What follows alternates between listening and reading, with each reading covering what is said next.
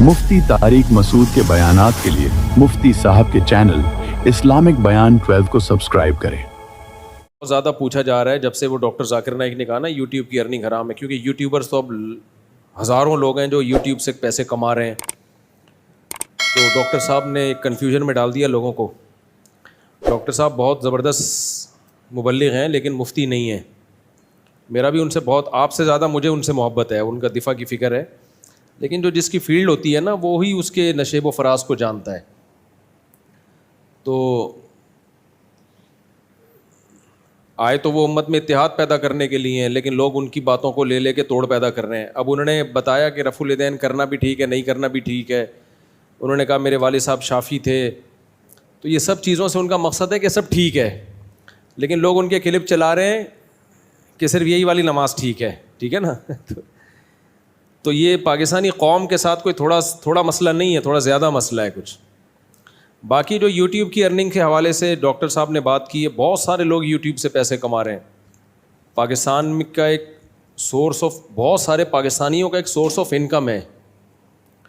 تو مفتی کا کام ہوتا ہے کسی بھی مسئلے کی ڈیپ میں جا کے اس پہ تحقیق کر کے جواب دے۔ تو ہم نے جب اس کی تحقیق کی، ہمارا کوئی چینل وینل نہیں تھا اس وقت ہم نے اس کی تحقیق کر کے اس کو جائز قرار دیا ہے۔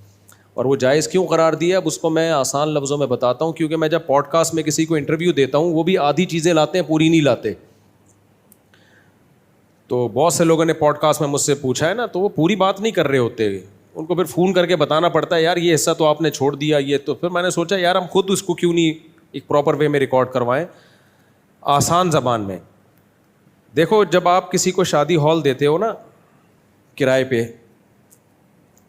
تو بنوری ٹاؤن کا فتویٰ بھی ہے، دارالعلوم کا فتویٰ بھی ہے کہ اگر آپ ان کو ناچ گانے کے آلات نہیں دیتے، آپ ان کو خود ترغیب نہیں دیتے کہ یہاں ناچ گانے بھی ہوں گے، تو اس شادی ہال میں جو شادی کے ایونٹ ہوگا اس کی ارننگ آپ کے لیے حلال ہوگی۔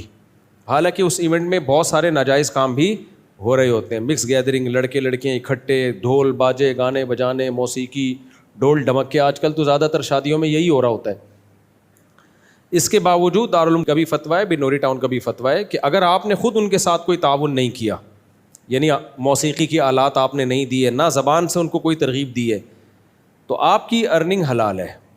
حلال اس لیے کہ آپ نے ایک جائز کام کے لیے ان کو شادی ہال کرائے پہ دیا ہے۔ وہ جائز کام کیا ہے؟ نکاح کی تقریب۔ آگے جو کچھ وہ کر رہے ہیں وہ ان کا ذاتی عمل ہے۔ آپ اگر ان کے ساتھ اس عمل میں تعاون کریں گے تو گناہگار ہوں گے، تعاون نہیں کریں گے تو محض ہال کرائے پہ دے دینا تعاون نہیں کہلاتا، کیونکہ آپ نے دیا اس کام کے لیے نہیں ہے۔ دیا کس کام کے لیے؟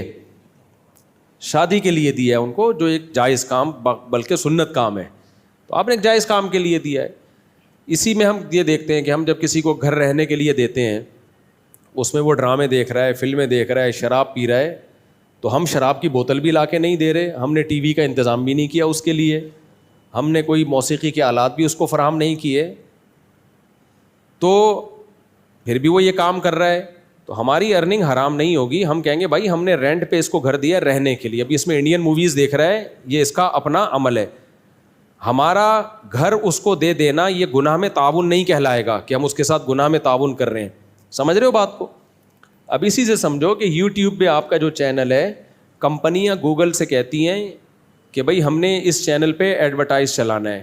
ایڈورٹائز کا بنیادی مقصد کیا ہے؟ جیسے شادی ہال کا بنیادی مقصد ناچ گانے نہیں ہوتے، اس کا بنیادی مقصد نکاح کی تقریب ہوتی ہے۔ ناچ گانے اس میں ایڈ کیے جا رہے ہیں جو غلط چیز ہے۔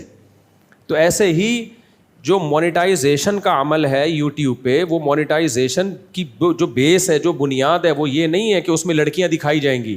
اس کی بیس یہ ہے کہ کمپنیوں کی پروڈکٹ کو پروموٹ کیا جائے گا، کمپنیوں کی پروڈکٹ کی ایڈورٹائزمنٹ، تاکہ لوگ وہ پروڈکٹ کو خریدیں۔ تو اب اس پروڈکٹ میں کیا ہوگا؟ صابن بھی آئے گا، شیمپو بھی آئے گا، اس میں اسکولوں کے اشتہار بھی آئیں گے، اس میں کپڑوں کے اشتہار بھی آئیں گے، اس میں بہت سا چاکلیٹ کے اشتہار بھی آئے گا، بہت ساری چیزوں کے اشتہار آ رہے ہوتے ہیں اس میں۔ تو جس کا چینل ہے اس نے گوگل کو جو مونیٹائز کرنے کی اجازت دے دی، وہ اس بیس پہ دی ہے کہ آپ نے کمپنیوں کی پروڈکٹ کو ایڈورٹائز کرنا ہے۔ تو اگر کمپنی کی پروڈکٹ جائز ہے، صابن ہے، شیمپو ہے، اور کوئی جائز چیز ہے، تو اس سے فرق نہیں پڑے گا کہ وہ پروڈکٹ کو پروموٹ کرنے کے لیے لڑکی دکھاتے ہیں یا لڑکا دکھاتے ہیں یا ہجڑا دکھاتے ہیں۔ سمجھ رہے ہو؟ کیونکہ آپ نے اس کام کے لیے نہیں دیا ان کو.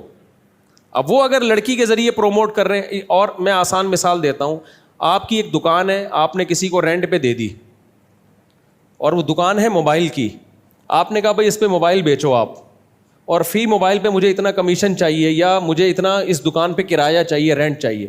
اس نے موبائل بیچنے کے لیے لڑکیاں بٹھا دیں, تو ہم یہ نہیں کہیں گے ہم نے اس کو دکان دی ہے اور آپ کی دکان میں لڑکیاں بیٹھی ہوئی ہیں تو آپ گنہگار ہو گئے. بھائی ہم نے اس کو موبائل بیچنے کے لیے دی ہے, لڑکیاں بٹھانا اس کا ذاتی عمل ہے جس پہ وہ گنہگار ہوگا. ہماری آمدن حرام نہیں ہوگی, کیونکہ وہ موبائل کی آمدن آ رہی ہے, لڑکیاں دکھانے کی آمدن نہیں آ رہی. لڑکی صرف اس نے اٹریکٹ کرنے کے لیے کہ دکان پہ لڑکی بیٹھی ہوگی تو لوگ زیادہ آئیں گے, ٹھرکی لوگ, لڑکا بیٹھا ہوگا تو لوگ کم آئیں گے.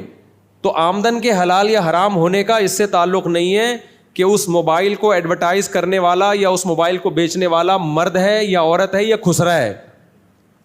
آمدن کے حلال و حرام ہونے کا اس سے تعلق ہے کہ موبائل بک رہا ہے یا شراب بک رہی ہے. شراب بک رہی ہے تو آمدن حرام ہے, موبائل بک رہا ہے تو آمدن حلال. اب شراب اگر کوئی مولوی بیچ رہا ہے تو بھی حرام ہے, مولانا کی وجہ سے وہ حلال نہیں ہو جائے گا. تو اسی طرح زمزم کی بوتل اگر عورت بیچ رہی ہے تو وہ عورت کی وجہ سے بوتل کی آمدن حرام نہیں ہو جائے گی. سمجھ رہے ہو کہ نہیں سمجھ رہے؟ اور آسان مثال سے میں بات سمجھاتا ہوں. یونیورسٹیوں میں جو لیکچرار ٹیچر ہوتی ہیں, فیمیل ٹیچر ہوتی ہیں, جوان ٹیچر, بے پردہ ٹیچر, یہ بے پردہ ہو کے آتی ہیں لوگوں کے سامنے, لڑکوں کے سامنے, ان کو پڑھاتی ہیں. یہ عمل جائز ہے یا ناجائز ہے؟ ناجائز عمل ہے نا. یہ عمل کیا ہے؟ ناجائز. لیکن کوئی مفتی اس ٹیچر کی تنخواہ کو حرام نہیں کہتا. جو فیمیل ٹیچر بے پردہ ہو کے جوان لڑکوں کو پڑھا رہی ہے اس کی آمدن حرام نہیں ہے, کیونکہ آمدن اپنے جلوے کرانے کے نہیں ہے. آمدن جو ہو رہی ہے وہ ٹیچنگ کی ہو رہی ہے, جو بذات خود ایک جائز عمل ہے. سمجھتے ہو کہ نہیں سمجھتے؟ اور آسان مثال, آپ نے ایک انسٹیٹیوٹ بنایا, اس انسٹیٹیوٹ کو آپ نے کہا کہ یہ تعلیمی ادارہ ہے, یہاں ٹیچنگ کی کلاسز ہوں گی, ٹیچر آئیں گے پڑھائیں گے, اور وہ ادارہ آپ نے کسی کو کرائے پہ دے دیا کہ یار یہ میں آپ کو رینٹ پہ دے رہا ہوں, مجھے ہر مہینے اتنا رینٹ چاہیے اور یہ کلاسز ہوں گی. اس بندے نے کیا کیا, فیمیل ٹیچرز رکھ لی پڑھانے کے لیے. اب لڑکے آ رہے ہیں, فیمیل ٹیچر ان کو پڑھا رہی ہیں, تو یہ عمل جائز ہے ناجائز ہے؟ ناجائز ہے. لیکن اس کا گناہ آپ کو نہیں ہوگا, آپ کو ہوگا اس کو جس نے یہ کام کیا ہے. آپ نے اپنی جو گھر تھا یا اپنا جو ادارہ تھا وہ ٹیچنگ کے لیے دیا تھا, اس میں الگ سے یہ شرط نہیں تھی کہ فیمیل ٹیچر ہی پڑھائیں گی. بھائی آپ نے ٹیچنگ کے لیے دیا ہے, اب یہ تمہارا ہیڈیک ہے کہ تم اس میں فیمیل رکھتے ہو یا میل رکھتے ہو. تو اگر وہ فیمیل رکھتا ہے آپ کی ترغیب سے تو آپ گنہگار ہوگے, آپ کی ترغیب سے نہیں رکھتا تو پھر آپ اس میں گنہگار نہیں ہوگے, اور نہ آپ کو کرایہ جو ملے گا وہ ناجائز ہوگا, اس لیے کہ کرایہ ٹیچنگ کا مل رہا ہے جو بذات خود ایک جائز کام ہے. اب اس میں فیمیل ٹیچر لڑکوں کو پڑھا رہی ہیں, وہ ایک ناجائز عمل ہے, لیکن آمدن حرام نہیں ہوگی, کیونکہ آمدن فیمیل کو دکھانے کی نہیں دی جا رہی ہے. آمدن فزکس, سائنس اور کیمسٹری کے جو فزکس, بایولوجی اور کیمسٹری کے جو ٹاپکس ہیں ان کو پڑھانے کی دی جا رہی ہے. سمجھ رہے کہ نہیں سمجھ رہے؟ تو جو لوگ کہتے ہیں کہ یوٹیوب کی آمدن حرام ہے اس لیے کہ لڑکیاں آ رہی ہیں, تو پھر وہ فتویٰ دیں کہ یونیورسٹیوں میں جو لڑکیاں لڑکوں کو پڑھا رہی ہیں ان کی تنخواہ بھی کیا ہے؟ حرام ہے, کیونکہ وہ خود آ رہی ہیں. اب ڈاکٹر ذاکر نائک چونکہ مفتی نہیں ہے, مفتی کا کام ہوتا ہے ایک چیز پہ تمام پہلوؤں سے غور کر کے فتویٰ دینا. ڈاکٹر صاحب کے سامنے ایک چیز آئی کہ اس میں لڑکیاں آ رہی ہیں, تو وہ اس لیے انہوں نے فوراً ناجائز کہہ دیا. لڑکیاں آنا غلط ہے, لیکن جو یوٹیوب جس کا چینل ہے نہ وہ لڑکیاں لانے کی ترغیب دے رہا ہے, نہ وہ کوئی ان کو کوئی جو ہے وہ بے پردگی کے سامان مہیا کر رہا ہے, کچھ بھی نہیں ہے. تو کیونکہ آپ کے کنٹرول میں نہیں ہے وہ چینل. جیسے شادی ہال والا کہے گا بھائی میں نے تو ان کو نکاح پڑھانے کے لیے دیا ہے, اب یہ اس میں ڈھول ڈمکے کر رہے ہیں, میرے کنٹرول میں تھوڑی ہے یہ. آپ کسی کو گھر کرائے پر دے دو, اس میں فلمیں دیکھ رہا ہے, آپ کہو گے بھائی میں نے فلمیں دیکھنے کے لیے نہیں دیا, میں نے دیا کس کام کے لیے؟ جائز کام کے لیے, جو کیا ہے؟ رہنا. تو اب یہ نہیں اب یہ رہنے کے ساتھ ساتھ اس میں 2 نمبریاں بھی کر رہا ہے, چرس بھی پی رہا ہے, چھٹے بھی لگا رہا ہے. ہاں چرس سینٹر کھول کے دو گے تو وہ کیا ہو جائے گا؟ آپ نے گھر بنائے چرسیوں کے لیے, چرس گاہ, تمام حضرات جن کو چرس پینی ہے یہاں تشریف لائیں, یہ آمدن حرام ہوگی آپ کی. سمجھتے ہو کہ نہیں سمجھتے؟ تو 2 چیزوں کو یوٹیوب کے بارے میں لوگ خلط مارے. کتنی دفعہ ایسے ہوتا ہے کہ وہ لیڈی ڈاکٹر ہے, جوان ہے, اور بے پردہ ہو کے آپ کا علاج کر رہی ہوتی ہے, یہ ناجائز عمل ہے, لیکن اس کو جو کمیشن مل رہا ہے وہ بے پردگی کا نہیں مل رہا, وہ آپ کے علاج کا مل رہا ہے. تو یوٹیوب جو آپ کو پیسے دیتا ہے وہ اس بات کے نہیں کہ آپ کے چینل پہ ہم نے لڑکیاں دکھائی ہیں, وہ اس بات کے کہ آپ نے اس کمپنی کو کی پروڈکٹ کو ایڈورٹائز کرنے میں اپنے چینل ہمارے حوالے کیا ہے, تو ہم اس کمپنی کے پروڈکٹ کو پروموٹ کر رہے ہیں جس کی وجہ سے کمپنی ہمیں پیسے دے رہی ہے اور اس میں ہم آپ کا کمیشن آپ کو دے رہے ہیں. تو لڑکیاں آنا اس میں گناہ کا عمل ہے, ناجائز ہے, غلط ہے. لیکن یہ غلط کی آپ نہ ترغیب دے رہے ہو اس کو, یہ بالکل ایسے ہی جیسے شادی ہال آپ حوالے کر دیتے ہو یا آپ کسی کے کرائے کا مکان کسی کے حوالے کر دیتے ہو. تو باقی بنوری ٹاؤن نے جو اس کو ناجائز کہا ہے تو وجہ اس کی ہے کہ بنوری ٹاؤن کی نظر میں ویڈیو ہی ناجائز ہے. وہ تو کہتے ہیں کسی عالم کا ویڈیو پہ آنا یا یوٹیوب پہ آنا ہی نہ, ان کے نظر میں تو یوٹیوب پہ جائز چیز دیکھنا بھی ناجائز ہے. تو اگر کوئی بنوری ٹاؤن کے اس فتوے کو فالو کرتا ہے کہ ویڈیو ہی سرے سے حرام ہے, ہماری رائے تو یہ نہیں, ہم تو اس کو تصویر ہی نہیں مانتے, تو اگر کوئی اس فتوے کو فالو کرتا ہے تو بہت اچھی بات ہے. بنوری ٹاؤن والے بھی اہل حق علماء میں سے ہیں, علماء کی رائے میں جب اختلاف ہوتا ہے تو عوام کسی فتوے کو اگر فالو کر لے, لیکن ہونا وہ مفتی ہی چاہیے. اس میں یہ نہیں ہے کہ آپ دائیں بائیں اسکالرس کو فالو کرنا شروع کر دیں, وہ پھر شرن آپ بری و ذمہ نہیں ہو سکتے. تو اگر کوئی بنوری ٹاؤن کی اس رائے کو فالو کرتا ہے کہ ویڈیو حرام ہے, یوٹیوب پہ ویڈیو ڈالنا بھی حرام ہے, تو پھر ٹھیک ہے, وہ پھر اس کی نظر میں یوٹیوب کی آمدن واقعی حرام ہوگی, کیونکہ وہ تو سارے ویڈیو ہی حرام ہے نا ان کی نظر میں, اس کو تو یہ چینل بنانا ہی ان کی نظر میں ناجائز اور حرام ہے. لیکن جو اگر ویڈیو کو ہم جائز کہتے ہیں تو اس میں لڑکیاں آنے سے پوری آمدن حرام نہیں ہو جائے گی, کیونکہ وہ آمدن جو پروڈکٹ ہے اس کو پروموٹ کرنے کی دی جا رہی ہے. اور دوسری بات یہ کہ یوٹیوب کی آمدن کو اگر ہم علی الاطلاق ناجائز کہہ دیتے ہیں تو ایک بہت بڑا سوال کھڑا ہوگا کہ جو بہت سے مذہبی اسکالر جو کہہ رہے ہیں کہ یوٹیوب کی آمدن ناجائز ہے, ان کے بھی ایڈ اسی پہ چل رہے ہوتے ہیں, یوٹیوب پہ چل رہے ہوتے ہیں. وہ کہہ سکتے ہیں ہم تو جائز ایڈ چلا رہے ہیں. بھائی ایڈ چلے گا اسی چینل پہ جو مونیٹائز ہوگا, تو اس میں کچھ جائز چلیں گے, کچھ لڑکیوں والے بھی چلیں گے. تو آپ کیسے کسی ایسے چینل کو اپنی پبلسٹی کے لیے یوز کر سکتے ہیں جس چینل نے مونیٹائز کیا جو آپ کی نظر میں ناجائز اور حرام عمل ہے؟ تو آپ کو تو پھر اس کی حوصلہ شکنی کرنی چاہیے. بھائی جب ناجائز ہے تو میرا ایڈ بھی تمہارے یہاں نہیں چلے گا. تو یعنی جو دینی چیزیں ہیں نا, دینی ٹرسٹ ہیں, وہ بھی پبلش نہیں ہو سکیں گے پھر کہیں بھی, تو ان کے اپنے چینلوں کو بھی کوئی پبلش نہیں کرے گا. تو اس لیے بند کمرے میں بیٹھ کے باتیں کرنا ایک الگ ہوتا ہے, پھینکتے رہنا, جیسے وہ جہلم والی سرکار نے جو ہے نا, وہ ڈاکٹر ذاکر نائک کے بارے میں تو مجھے پتا ہے کہ میری اگر ان سے میٹنگ ہو, میں یہ دلائل ان کے سامنے رکھوں وہ فوراً رجوع کر لیں گے. لیکن میری جب ان سے میٹنگ ہوئی, میں نے یہ دلائل ان کے سامنے اس لیے نہیں رکھے کہ وہ مفتی ہیں نہیں, تو میں کیوں ان کو اس پہ قائل کرنے کی کوشش کروں. بھائی لوگوں کا کام ہے مسائل کس سے پوچھیں, مفتیان کرام سے. اور دوسری بات یہ کہ میں ان کو ایسی بحثوں میں نہیں الجھانا چاہتا جو ان کی فیلڈ سے متعلق نہیں ہے, تاکہ وہ جو اپنی فیلڈ کا کام ہے علا وجہ الکمال کریں. اب میں بیٹھتا ان سے, میں انہیں مسائل میں لگ جاتا تو کیا ہوتا وہ. تو جو کام وہ کر رہے ہیں بھائی وہ ان کو کرنے دو, ان کی فیلڈ ہے, ان کا کام ہے. تو میں نہیں چاہتا کہ میں ان کو چھیڑوں, میں چاہوں ان سے ٹائم بھی لے, میری ان سے بہت اچھی گپ سلام دعا ہے, ان کے بیٹے سے بھی, ان سے بھی, تو اور ہونی بھی چاہیے, ظاہر ہے ایک بڑے آدمی ہے. لیکن مسائل کے بارے میں زندگی بھر کا اصول بنا لو, پراپر مفتی سے پوچھنے کا کام ہے. اور مفتیان کرام بھی انڈیویجول نہیں, یہاں سے کوئی مفتی یہاں باقاعدہ کسی ادارے سے اس کا تعلق ہو, کیونکہ ادارے کا مفتی غلطی کرنے میں 100 دفعہ سوچے گا. پیچھے ادارہ ہے پورا, مفتیوں کا پورا پینل ہے, تو مفتیان کرام کا پینل ہوتا ہے, وہ پورا غور و فکر کر کے کوئی رائے قائم کرتے ہیں. انڈیویجول کوئی مفتی وہاں دارالفتہ کھولا ہوا ہے, کوئی وہاں سے مفتی ایسا, تو مفتی پاکستان میں پتھر اڑاؤ آپ کو مفتی ملیں گے. پورا پراپر ادارہ. اور جیسے بنوری ٹاؤن ہے, جامعہ فاروقیہ ہے, جامعہ اشرفیہ ہے, اور اکوڑا خٹک کا جامعہ حقانی ہے, یہ پراپر ادارے ہیں. ہاں یہاں پھر کسی مفتی کی رائے میں اختلاف ہو رہا ہے تو پھر عوام کہتی ہے بھائی اب اختلاف ہے تو پھر کسی کی رائے کو بھی فالو کر لے جس پہ زیادہ دل ٹھکے. لیکن اگر وہ اختلاف مفتی کا نہیں ہے پھر وہ اختلاف ہی نہیں ہے, اس اختلاف کو ہم ویلیو دیتے نہیں ہیں. ایک بات اس میں رہ گئی, بعض دفعہ یوٹیوب میں ناجائز چیز کا اشتہار بھی چلتا ہے, شراب کے ایڈ بھی چل رہے ہوتے ہیں. اس لیے ہم کہتے ہیں کہ یوٹیوب کی آمدن سے چند فیصد صدقہ کرنا ضروری ہے. دوسری بات یہ کہ جائز چیز کا اشتہار چل رہا ہے لیکن اس میں عورتیں تو آ رہی ہیں نا, تو خبث بہرحال اس میں شامل ہو جاتا ہے. یعنی کچھ نہ کچھ, جیسے آپ موبائل بیچنے کے لیے لڑکی کو بٹھا دو, ٹھیک ہے آمدن تو آپ کو موبائل کی مل رہی ہے, لیکن اٹریکٹ کرنے کے لیے لڑکی کا یوز کیا نا, تو آمدن میں کچھ نہ کچھ خباثت شامل ہو گئی کہ نہیں ہو گئی, طریقہ آپ نے غلط استعمال کیا. اس لیے ہم کہتے ہیں کہ یوٹیوب کی آمدن سے چند فیصد صدقہ لازمی کرنا چاہیے.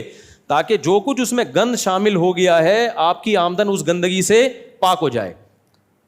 اب وہ کتنا ہونا چاہیے؟ ہماری رائے یہ کہ کم سے کم 2.5 سے 5%، کم سے کم 5% لازمی ہر یوٹیوبر کو چاہیے کہ وہ اپنی آمدن سے صدقہ کرے. دینی چینلوں میں اور کم اس طرح کے ایڈ آتے ہیں. دینی چینلوں کی ارننگ بھی کم ہے. اس کی وجہ ہے کہ ان کے ایڈ میں زیادہ کوئی اٹریکشن والے ایڈ نہیں ہوتے ان کے, کیونکہ ان کو یوٹیوب کو پتہ ہوتا ہے کہ ان کے جو لسنر ہیں یا ان کو دیکھنے والے ہیں وہ اس طرح کی چیزیں نہیں پسند کرتے.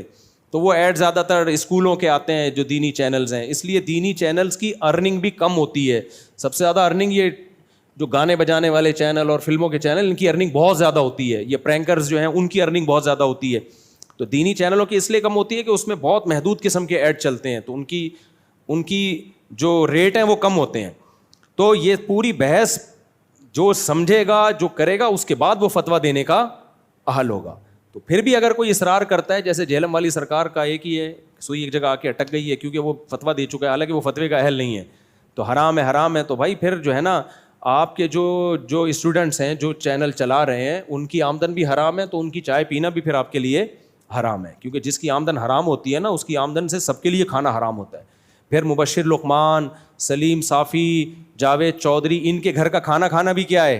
حرام ہے, کیونکہ زیادہ تر آمدن ان کو ٹیلی ویژن سے ہی ہوئی ہے, اور ٹیلی ویژن نے جو ان کو مختلف موضوع پر تحقیقات, مکالمے, ٹاک شوق کے لیے جو ٹی وی بلاتا ہے, تو جو جن صحافیوں کو ٹیلی ویژن بلاتا ہے, تو ان کو جو کمیشن دیتا ہے یا پیسے دیتا ہے, وہ ٹیلی ویژن کہاں سے دیتا ہے؟ وہ ایڈورٹائزمنٹ کی آمدن سے دیتا ہے نا.